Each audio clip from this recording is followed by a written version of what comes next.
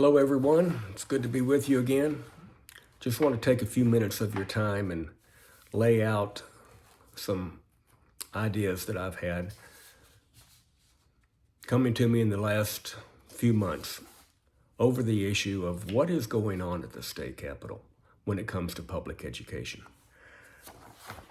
I think everybody knows by now the Republicans have been pushing vouchers as their main centerpiece in the education plan. They've even withheld funding last session with Governor Abbott bringing the legislators back time and time again, trying to get the voucher program over the finish line, and he failed to do so.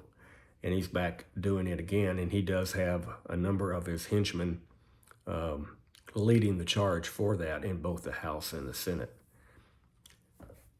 I want to just put forward this idea in your head. And go back and read my article that I just published, and thank you, Alice Linehan, for providing the platform for publishing the article in Voices in Power. I'm putting forward a theme that I put before the State Board of Education, and that is we are in a new day when it comes to public education. Heretofore, we've been under the thumb of the U.S. Department of Education. U.S. Department of Education they have dictated the education policy that Texas has followed since its inception in 1979, when Jimmy Carter created the U.S. Department of Education. So now we have President Trump that has dismantled it, and supposedly it doesn't exist anymore. So understand that the accountability system, the thing that everybody hates in education, teachers hate it, students hate it, parents hate it. The only people who love it are the globalists in Austin who are continuing to push it.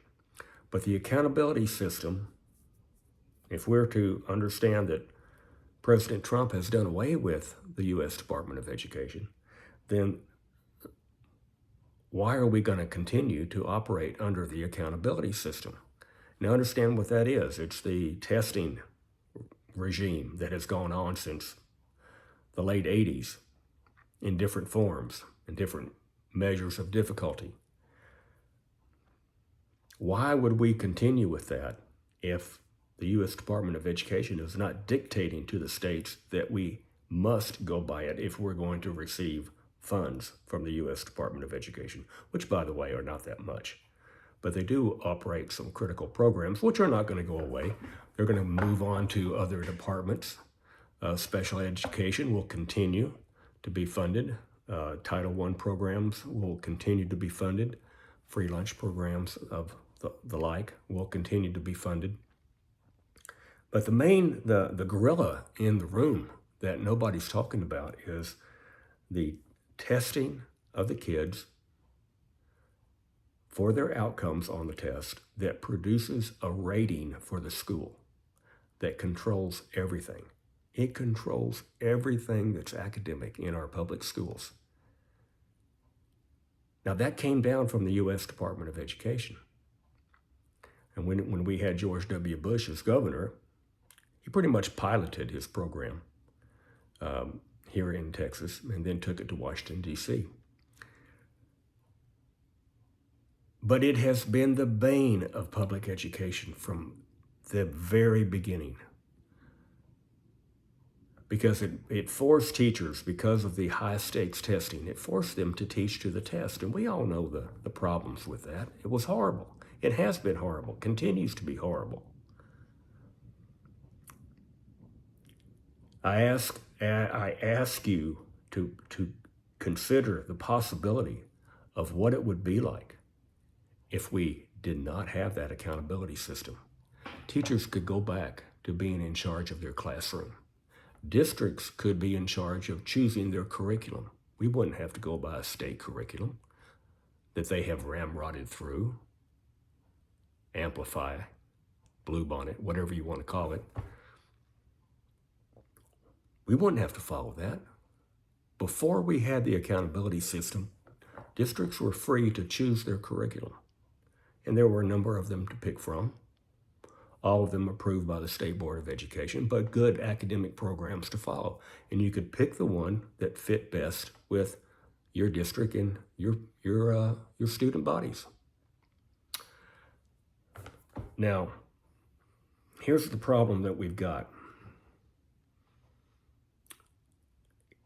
Is the legislature going to reverse course and follow this opportunity that we've got, this opportunity that we have to chart our own path? Can you imagine what that would be like in Texas if we did that? If our legislators said, hey, we're going to take advantage of this opportunity and we're going to get our education program back. Now, my goodness, think of what that would look like. And think of what it would look like for the Republican Party to take the lead in that. Now here's the thing that you've got to realize, right? The Republican Party led the way with breaking public education in Texas and really pretty much in the country. You know the adage, problem, reaction, solution. It's how every major change takes place in our government. If they want the people to move in a certain direction, the problem is going to be created. The same people that created the problem are going to manage that outrage from the people.